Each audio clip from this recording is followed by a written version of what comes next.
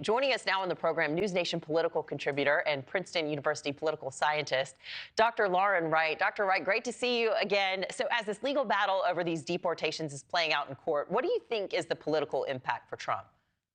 That's the impact that I pay attention to. And frankly, Trump's winning on this issue. Immigration is the issue where he has the highest public approval ratings right now, even as his overall rating starts to slip by a couple percentage points. Immigration, the public largely supports what he's doing in this area. And so I really do think the politics are relevant because these are campaign promises that he made. Most of the American public sees the urgency of getting these people out of the country that are not supposed to be here, and in many cases doing great harm in our communities.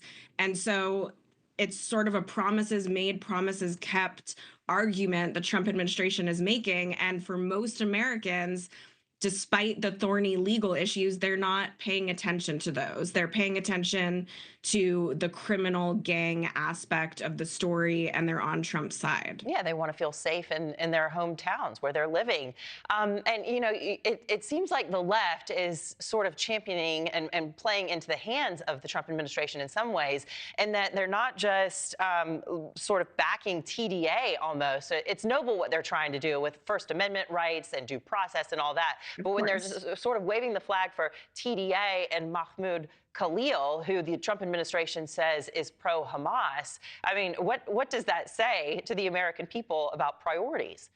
Well, this is sort of why Marco Rubio's messages and then his recent threat to Venezuela, if you don't keep taking these people, then we're revoking this majorly beneficial oil license to you, the Chevron license, and his speech about Khalil, because to many Americans, again, that aren't paying very close attention, it just makes common sense that you shouldn't be here temporarily or as a visitor or illegally, and either supporting terrorist organizations, sowing the seed of terrorism, or doing great damage to whatever community you're a part of. And again, I'm completely on the side of some of the legal analysts who have said, hey, they really should have the manifestos that are on these planes. They should have the manifest. They should have the information of where they're going and when.